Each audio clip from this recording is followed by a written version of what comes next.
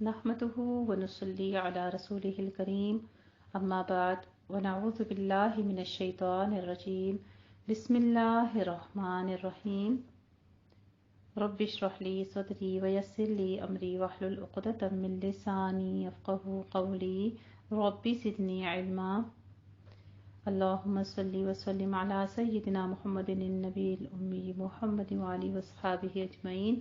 الحمدللہ آج ہمارے پارہ 8 ولو اننا کا آخری ربع ہے، جو کہ آیت نمبر ہماری 48 سے شروع ہو رہا ہے۔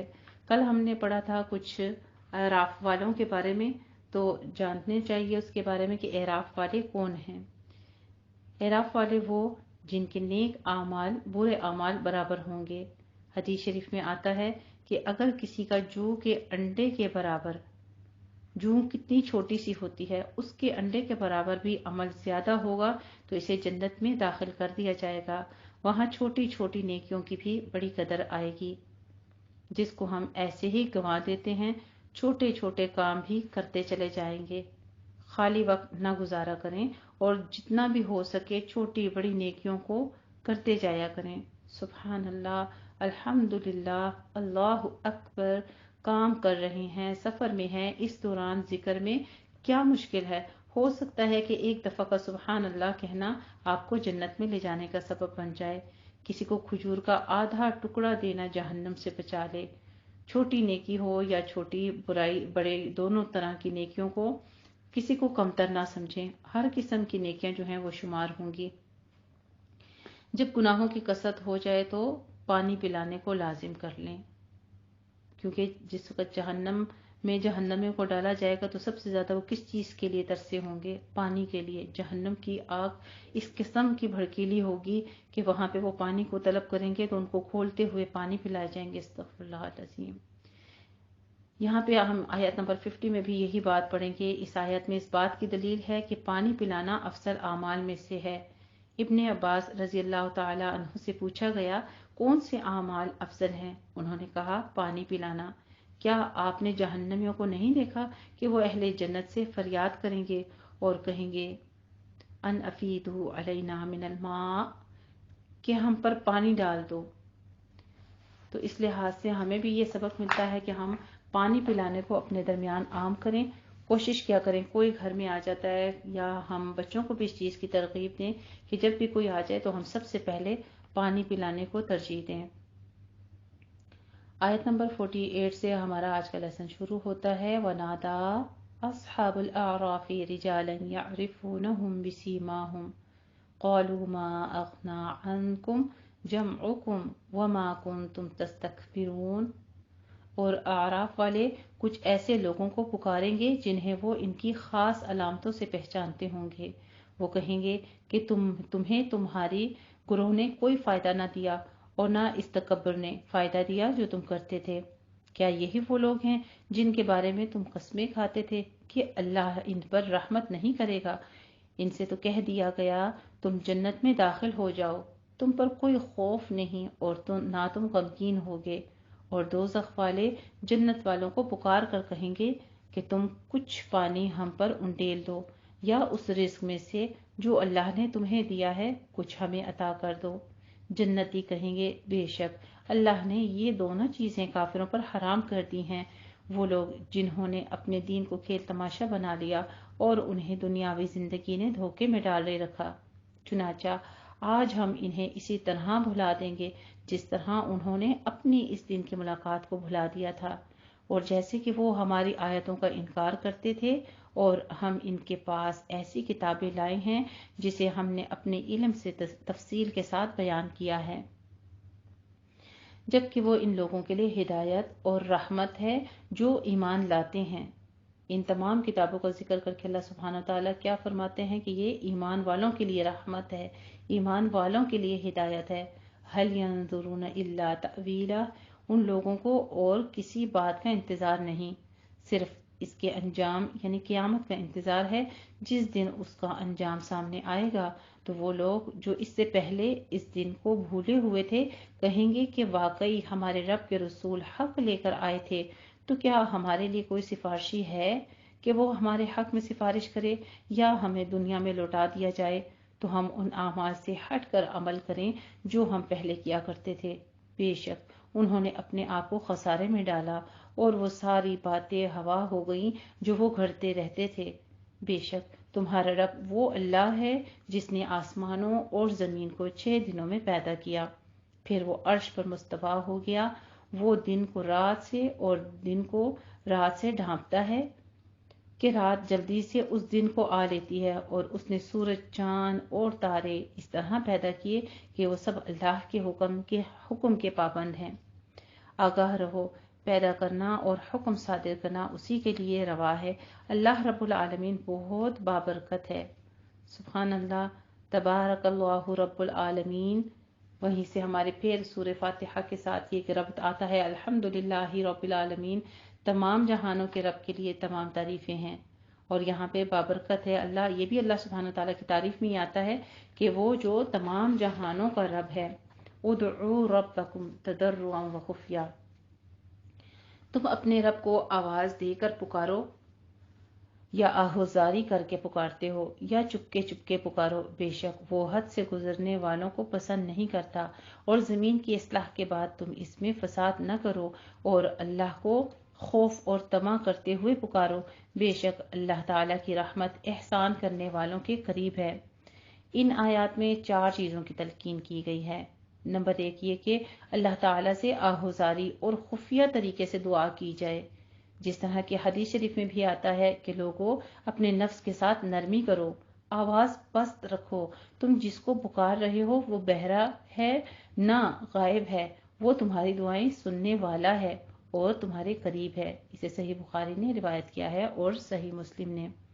دعا میں زیادتی نہ کی جائے، یعنی دعا میں تکلف نہ کیا جائے اور بے جا شرطیں نہ لگائی جائیں، جیسے کہ عبداللہ بن مغفل رضی اللہ تعالی عنہ کے سامنے ان کے بیٹے نے دعا مانگی کہ اے اللہ، میں تجھ سے جنت کی دائیں جانب سفید محل کا سوال کرتا ہوں، جب میں اس میں داخل ہو جاؤں۔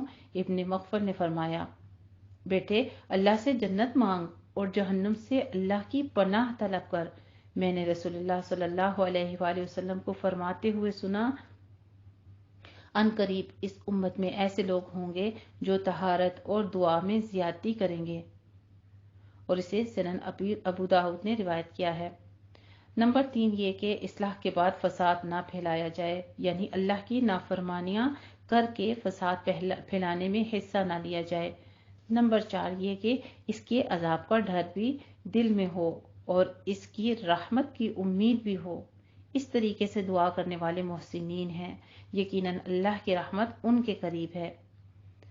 تو اللہ سبحانہ تعالیٰ کو کیسے پکارنا چاہیے، ہمیں کتنی خوبصورت طریقے سے اس سب کا بتایا جا رہا ہے، پورا طریقہ بتایا گیا کہ اللہ احسان کرنے والوں کو، نہ کہ چیخ چیخ کے پکارنے والوں کو۔ اور وہی تو ہے جو اپنی رحمت سے پہلے خوشخبری دینے والی ہوائیں بھیجتا ہے، حتیٰ کہ جب وہ ہوائیں بھاری بادلوں کو اٹھاتی ہیں تو ہم انہیں کسی مردہ شہر کی طرف ہانک دیتے ہیں، پھر ہم ان کے ذریعے سے پانی نازل کرتے ہیں، پھر ہم اس کے ذریعے سے زمین سے ہر طرح کے پھل نکالتے ہیں۔ اسی طرح ہم مردوں کو قبر سے نکالیں گے تاکہ تم نصیحت حاصل کرو۔ اور جو ستھری زمین ہوتی ہے اس کی پیداوار اپنے رب کے حکم سے خوب نکلتی ہے، اور جو خراب زمین ہوتی ہے اس کی پیداوار ناقص نکلتی ہے۔ بہت ساری مثالیں قرآن مجید میں آئی ہیں، لیکن یہاں پہ زمین کی مثال دے کر ایک یہ بھی چیز ہوتی ہے کہ مومن کا قلب جو ہوتا ہے وہ پاک صاف ہوتا ہے، تو اس سے اولادیں بھی ویسی ہی نکلتی ہیں، ویسی ہی اولادیں پیدا ہوتی ہیں جو کہ انبیاء اور صالحین بنتی ہیں۔ اور جو ناپاک ہوتے ہیں، یعنی جن کے دلوں میں اللہ تعالیٰ کے حکموں کی نافرمانی ہوتی ہے، تو پھر ان کی اولادیں بھی جو ہے وہ بھی یزید اور فرعون پیدا ہوا کرتی ہیں۔ استغفر اللہ العظیم۔ اللہ سبحانہ تعالیٰ سے دعا کرتے ہیں ہمارے دلوں کو بھی پاک کر دے، ہمیں نیک اعمال، نیک صالح اعمال کرنے کی توفیق عطا فرما جو تیری پسندیدگی والے اعمال ہیں، اور ہماری اولادوں کو بھی نیک پروان چڑھانا۔ كَذَلِكَ نُصَرِّفُ الْآيَاتِ لِقَوْمٍ يَشْكُرُونَ۔ اسی طرح ہم اپنی آیات کو ان لوگوں کے لیے پھیر پھیر کر بیان کرتے ہیں جو شکر کرتے ہیں۔ پیچھے بار بار یہی بات کی گئی، جو نصیحت پکڑتے ہیں اور جو ایمان لاتے ہیں، یہاں پہ شکر گزاروں کے لیے بھی حکم آ گیا کہ جو شکر کرتے ہیں ان کو اللہ تعالیٰ اپنی آیتیں کھول کر سنا دیتے ہیں۔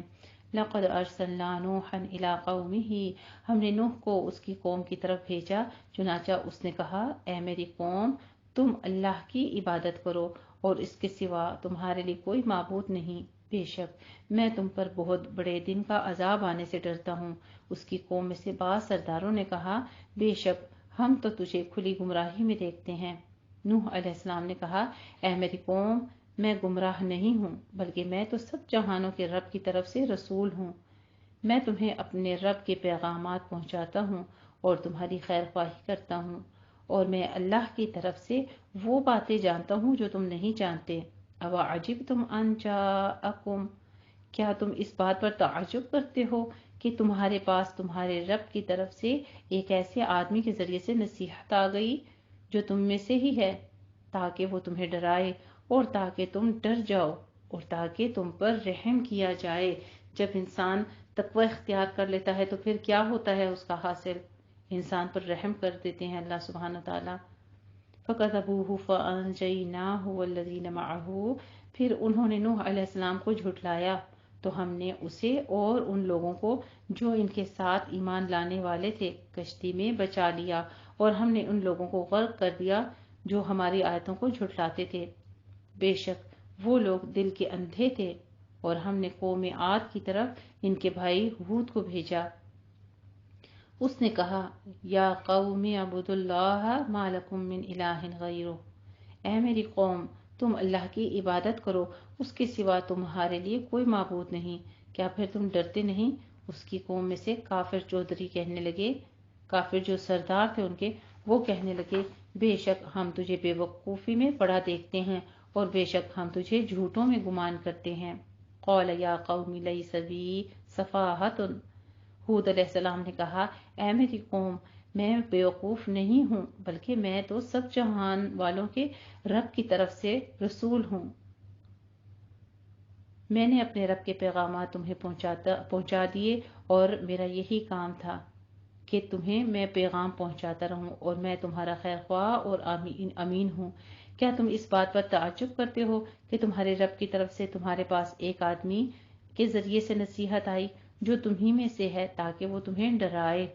اور یاد کرو جب اس نے قوم نوح کے بعد تمہیں زمین میں ایک دوسرے کا جانشین بنایا اور تمہیں قدر و قامت میں بڑھوتی دی۔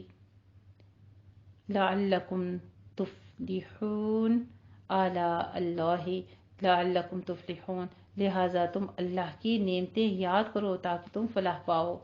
پھر انہوں نے کیا کہا آگے سے؟ انہوں نے کہا کیا تو ہمارے پاس اس لیے آیا ہے کہ ہم ایک اکیلے اللہ کی عبادت کریں اور انہیں چھوڑ کر دین کی جن ہمارے باپ دادا نے عبادت کی تھی ہم ان کو چھوڑ دیں؟ چنانچہ اگر تو سچوں میں سے ہے تو ہم پر عذاب لے آ جس سے تو ہمیں ڈراتا ہے۔ ہود علیہ السلام نے کہا تمہارے باپ کی طرف سے تم پر عذاب اور غضب نازل ہوا ہی چاہتا ہے، کیا تم مجھ سے ان ناموں کے بارے میں جھگڑتے ہو جو تم نے اور تمہارے آباء و اجداد نے رکھ لیے ہیں؟ اللہ نے ان کی کوئی دلیل نازل نہیں فرمائی، چنانچہ تم انتظار کرو، بے شک میں بھی تمہارے ساتھ انتظار کرنے والوں میں سے ہوں۔ پھر ہم نے ہود کو اور ان لوگوں کو جو اس کے ہمراہ تھے اپنی رحمت کے ساتھ نجات دی، اور ہم نے ان لوگوں کو کی جڑ کاٹ دی جنہوں نے ہماری آیات کو جھٹلایا اور وہ ایمان لانے والوں میں سے نہ تھے۔ اور ہم نے قوم سمود کی طرف ان کے بھائی صالح علیہ السلام کو بھیجا۔ صالح نے کہا اے میری قوم تم اللہ کی عبادت کرو، اس کے سوا تمہارے لیے کوئی معبود نہیں، تحقیق تمہارے پاس تمہارے رب کی طرف سے واضح دلیل آ گئی ہے، یہ اللہ کی اونٹنی ہے جو تمہارے لیے خاص نشانی ہے، چنانچہ تم اسے چھوڑ دو کہ اللہ کی زمین میں چلتی پھرے، اور اسے برائی کے ساتھ ہاتھ نہ لگانا ورنہ تمہیں بہت دردناک عذاب پکڑ لے گا۔ وَاذْكُرُوا إِذْ جَعَلَكُمْ خُلَفَاءَ، اور یاد کرو جب اس نے تمہیں قوم عاد کے بعد ایک دوسرے کا جانشین بنایا اور تمہیں زمین میں ٹھکانہ دیا، تم اس کی نرم مٹی سے محلات بناتے ہو اور پہاڑوں سے گھر تراشتے ہو، چنانچہ تم اللہ کی نعمتیں یاد کرو اور زمین میں فسادی بن کر مت پھرو۔ اس کی قوم کے وڈیرے یعنی جو سردار تھے جنہوں نے تکبر کیا، کمزور سمجھے جانے والے ایمان والوں کو کہا، کیا تم یہ بات جانتے ہو کہ واقعی صالح اپنے رب کی طرف سے بھیجا ہوا ہے؟ انہوں نے کہا، ہاں، بلا شبہ ہم اس چیز پر ایمان لانے والے ہیں جس کے ساتھ اسے بھیجا گیا ہے۔ ان لوگوں نے کہا جنہوں نے تکبر کیا، بے شک ہم اس چیز کا انکار کرنے والے ہیں جس پر تم ایمان لائے ہو۔ چنانچہ انہوں نے اونٹنی کی ٹانگیں کاٹ ڈالی اور انہوں نے اپنے رب کے حکم کی سرکشی کی اور کہا، اے صالح، اگر تو رسولوں میں سے ہے تو ہم پر وہ عذاب لیا جس سے تو ہمیں ڈراتا ہے۔ فَأَخَذَتْهُمُ الرَّجْفَةُ فَأَصْبَحُوا فِي دَارِهِمْ جَاثِمِينَ، پھر انہیں زلزلہ نے آ لیا، چنانچہ وہ اپنے گھروں میں گھٹنوں کے بل مردہ گرے پڑے تھے۔ تب صالح علیہ السلام نے ان سے منہ پھیرا اور کہا، اے میری قوم، بے شک میں نے تمہیں اپنے رب کا پیغام پہنچا دیا تھا اور میں نے تمہیں نصیحت کی تھی، لیکن تم نصیحت کرنے والوں کو پسند نہیں کرتے۔ اور لوط علیہ السلام کو بھیجا جب اس نے اپنی قوم سے کہا، کیا تم ایسی بے حیائی کرتے ہو جو تم سے پہلے دنیا والوں میں سے کسی نے بھی نہیں کی؟ بے شک تم مردوں کے پاس آتے ہو جنسی خواہش پوری کرنے کے لیے عورتوں کو چھوڑ کر، بلکہ تم لوگ حد سے بڑھ جانے والے ہو۔ اور اس قوم کا جواب بس یہی تھا کہ انہوں نے کہا، انہیں اپنی بستی سے نکال دو، بے شک یہ لوگ بڑے پاک صاف بنتے ہیں۔ پھر ہم نے اسے اور اس کے گھر والوں کو نجات دی، سوائے اس کی بیوی کے جو پیچھے رہ جانے والوں میں، ہلاک ہونے والوں میں شامل ہو گئی، اور ہم نے ان پر پتھروں کی بارش برسائی۔ چنانچہ دیکھ لیجئے مجرموں کا انجام کیسا ہوا۔ اور ہم نے اہل مدین کی طرف ان کے بھائی شعیب کو بھیجا۔ اس نے کہا، اے میری قوم، تم اللہ کی عبادت کرو، اس کے سوا تمہارے لیے کوئی معبود نہیں، تمہارے پاس تمہارے رب کی طرف سے واضح دلیل آ گئی ہے، لہٰذا تم ناپ اور توڑ کو پورا کرو اور لوگوں کو ان کی چیزیں کم کر کے مت دو، اور تم زمین کی اصلاح کے بعد اس میں فساد نہ کرو، یہ تمہارے لیے بہتر ہے اگر تم مومن ہو۔ اور تم ہر ایک راستے پر مت بیٹھو، تم اس شخص کو ڈراتے ہو اور اللہ کے راستے سے روکتے ہو جو اس پر ایمان لے آئے، اور تم اس راہ میں ٹیڑھ تلاش کرتے ہو۔ اللہ کے راستے سے روکنے کے لیے اللہ کے راستے میں کجیاں تلاش کرنا۔ آج ہمارے درمیان بھی کتنے ہی لوگ ایسے موجود ہیں کہ جو صرف اور صرف قرآن مجید کو پڑھنے، اس کا فہم حاصل کرنے، اس کی تجوید کے ساتھ قرات سیکھنے، ترتیل سیکھنے، یعنی اس کا پہلا حق جو ہے وہی ادا کرنے سے ہمیں متنفر کر دیتے ہیں، فرقوں میں ڈال کر، صرف اور صرف یہی بات پوچھ کے، یہی سوال کر کے کہ آپ کون سے فرقے سے ہیں، ان باتوں کو لے کر، اور اصل مقصد جو ہے قرآن کو سیکھنا، قرآن کو سمجھنا، اللہ کے احکامات کو پڑھنا، ان کو سمجھنا، اس پر عمل کرنا، یہ ساری چیزیں جو ہیں یہ بھی تو باطل ہیں۔ یہ بھی کیا ایسے لوگوں میں شامل نہیں ہو جاتے؟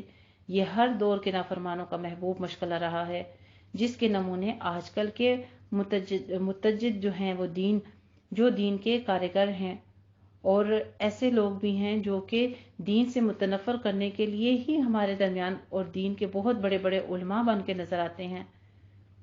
اللہ تعالیٰ سے پناہ مانگتے ہیں ایسے لوگوں سے، جو کہ راستے میں بیٹھنے کے اور بھی کئی مفہوم بیان کیے جاتے ہیں یہاں پہ، کہ مثلا لوگوں کو ستانے کے لیے بیٹھنا۔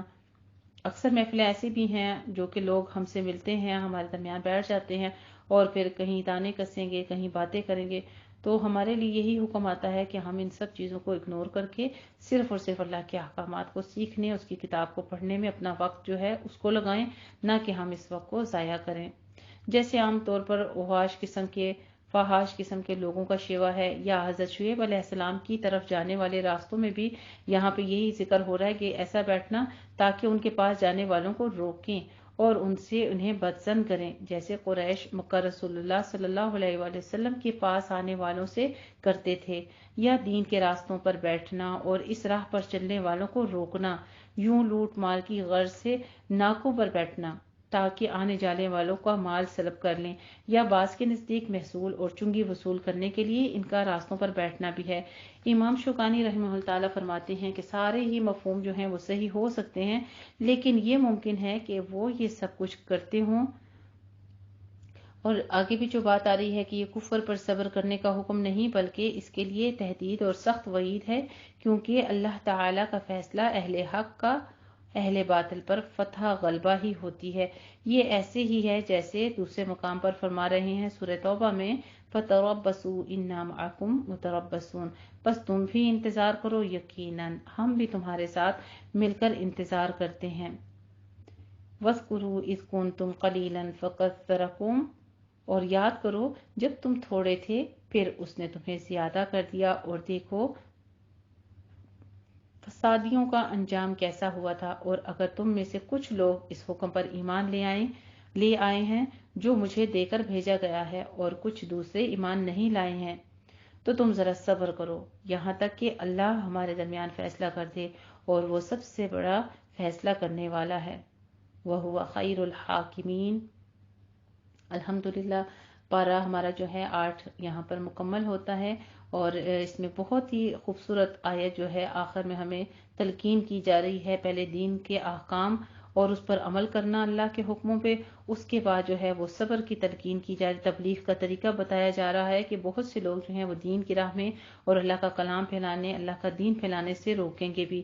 پھر ساتھ ہی خوبصورت اور احسن طریقہ سمجھایا جا رہا ہے فَاصْبِرُوا حَتَّى يَحْكُمَ اللَّهُ بَيْنَنَا وَهُوَ خَيْرُ الْحَاكِمِينَ، کہ پھر ہمیں کیا کرنا چاہیے، صبر کے ساتھ، تحمل کے ساتھ، بردباری سے کام لینا چاہیے، یہاں تک کہ اللہ سبحانہ و تعالیٰ خود بخود ہی ہمارے اور ایسے لوگوں کے درمیان فیصلہ کر دے۔ خاص و خاص تو خطاب حضرت نبی کریم صلی اللہ علیہ وآلہ وسلم سے ہے، لیکن ہر قاری قرآن کے لیے یہی احکامات جو ہیں وہ ہمیں سمجھنے کو ملتے ہیں کہ ہمارے لیے بھی یہی حکم ہے، کیونکہ اللہ سبحانہ و تعالیٰ سب سے بہترین حاکم ہے۔ وآخر دعوانا ان الحمد للہ رب العالمین۔ جزاک اللہ خیر۔